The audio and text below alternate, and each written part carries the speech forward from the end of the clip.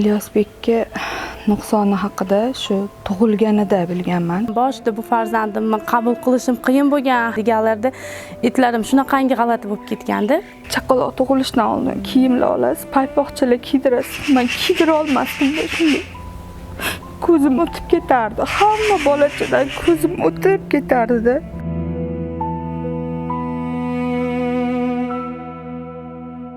Bola bog'chaga borgandan keyin ijtimoiylashuv ta'minlanib, jamiyatga qo'shilishi, jamiyatda o'z o'rnini topishi oson bo'ldi-da. Inson markazlari tashkil qilinmasdan oldin bizning ishimiz har xil joyda bitardi-da.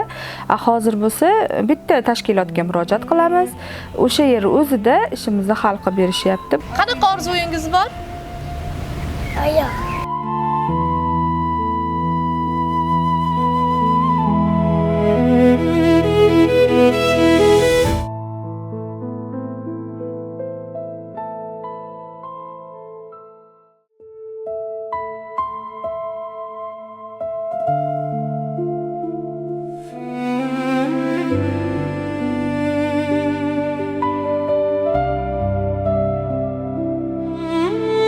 Ilyosbekka nuqsoni haqida shu tug'ilganida bilganman. Alloh tug'ilishini xohlaganmi, bizda hamma joyda sog'lom deb berishgan. Hali eslasam men yuragim tilka bo'lib ketadi. Onam aytdilar, panjalari yo'q ekan qizim, mayli hech narsa qilmaydi. Tovoni bormi deyapman. Menda hali unaqa narsaga tushuncha yo'q. Nogiron farzand dunyoga keltirmaganman. Katta farzandim soppa-sog'. Detskiy vrach tushuntirganlar. Ko'zi ko'r bo'lganda qararding, yetalab yurarding, qo'li yo'q bo'lganda ovqatlantirarding, lekin buni oyog'ida nuqsoni bor. Turib shunday ochdimda, yo'rgab qo'yiladi chaqaloq. Ochib shunaqa vujudim muzlab ketdi. Ham chaqaloq o'z oyoqlari kichkina bo'ladi-ku. Yo'q-da, tizidan pastida ikkitadan barmoq bor xolos. U barmoq ketadigan joy, tovon, hech narsa yo'q. Qaramadim bolaga, to'g'risi, birinchi kuni qaragim kelmadi. O'zim dadamga yozdim. Mana olib keting. Men qo'ymayman raddomda.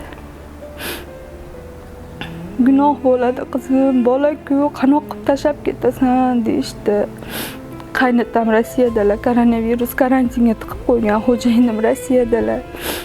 Karantinga tiqib qo'ygan ularni ham. Telefon qilib yotishibdi. U bola bizni bolamiz, seni ketishga haqqing yo'q deyishgan o'shanda menga. Shunaqa poddeshka menga rosa kuchli bo'lgan oila tomonidan. Rosa o'shanda men haqiqiy oilamni topganimga, tanlaganimga, adashmaganimga o'shanda men amin bo'lganman.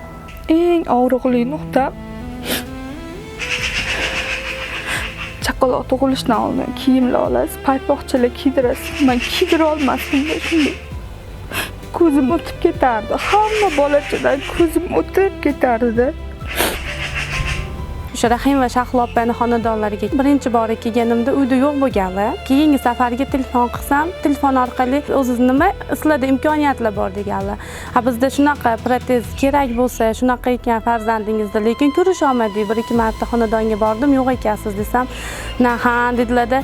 O'tgan safar biz harakat qilib ko'rganmiz davlatdan olishga, unda sizlar tashkil bo'lmagandinglar, lekin qiynalganmiz. Undan ko'ra o'zimni pulimga sotib olganim yaxshiroq bo'lsa kerak deb turib ishonqiramasdan gapirganlar. Hozirgi protez shart emas, chunki buni operatsiya qildiradiganmiz. Operatsiyadan keyin protez kerak bo'ladi dedilar. 1 yosh bo'lmasdan Toshkentga olib bordik. Olim Jabbar Berganov degan vrachga olib bordik.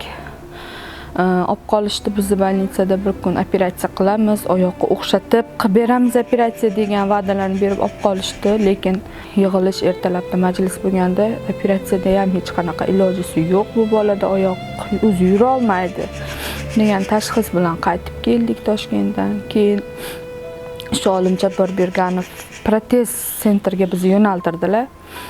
O'sha yoqqa bordik. Ixtiyor degan yigit, vrach deydimi, uni protez ustasi deydimi, o'sha kishi bizga ilk najotimizni yaratib berdilar, protez oyoqchalar yaratib berdilar. Birinchi qadamini tashladim. Men xursandman. Endi men ham bolajonimga krossovkalar olaman, kiydiraman, yuradi. Yaxshi natija berdi, yurdi. İlk protez taqilgandagi emotsiyasi bu boshqacha bo'lgan.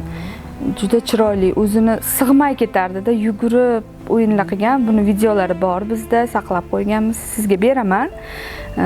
Ko'rib, sizlar ham xursandchiligimizga sherik bo'lasizlar.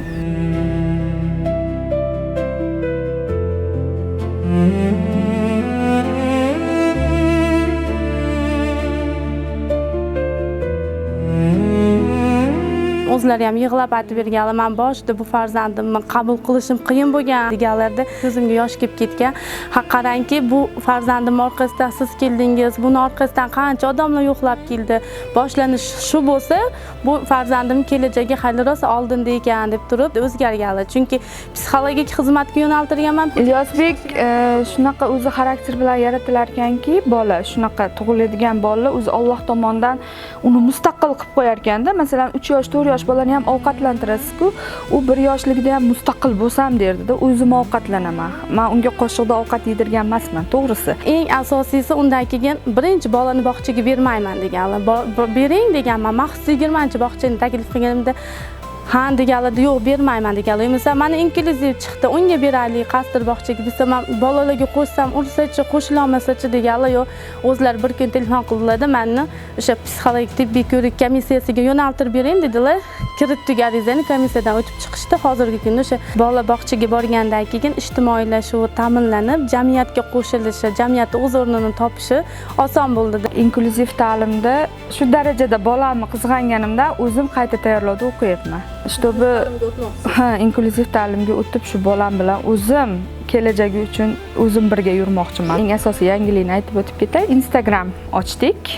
O'zlarini videorolik tayyorladik va videorolik joylashimiz bilan u kishini ahvat deyishar ekan. Ahvatlari 170 mingga chiqdi 2 kun ichida. O'zlarining shaxsiy podpischiklari 1000 tadan oshdi. Bu ham bizga bir xursandchilik. Qanaqadir xarakteri og'irroqligi uchun gapirtira olmagandik. Hozir ancha gapirib, o'zini erkin tutadigan bo'lib, hozir ancha yaxshi. Hozir bog'chadalar, bog'cha ustozlarini yaxshi ko'radilar, chiroyli yuribdilar. Borib ko'rsak bo'ladi.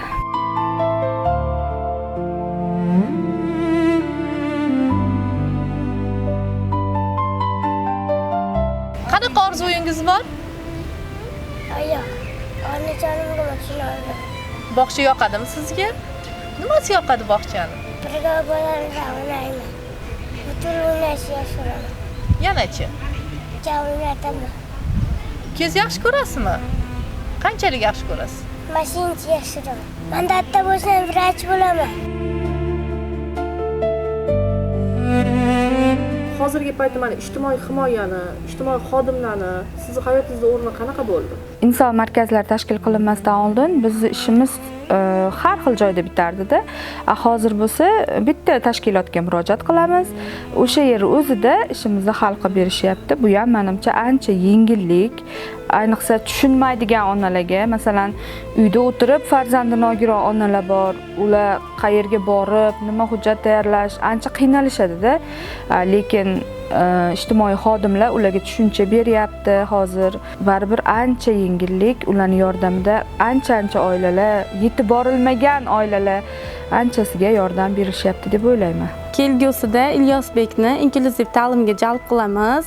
Ishonamanki, Ilyosbek kelajakda yangi qo'rg'onimizni butun dunyoga tanitadigan inson bo'lib yetishadi. Samimiy tilaklarim bor edi yurtboshimizga albatta. Omon bo'lsinlar. Shunaqa jamiyat barpo etayotganlar uchun, shunaqa tinch yurtimizni boshqarib yurganlar uchun va eng asosiysi mana farzandimga o'xshagan bolachalarga e'tibori kuchli qaratayotganliklari uchun tashakkur aytaman. Minnatdorman. Har doim minnatdorman.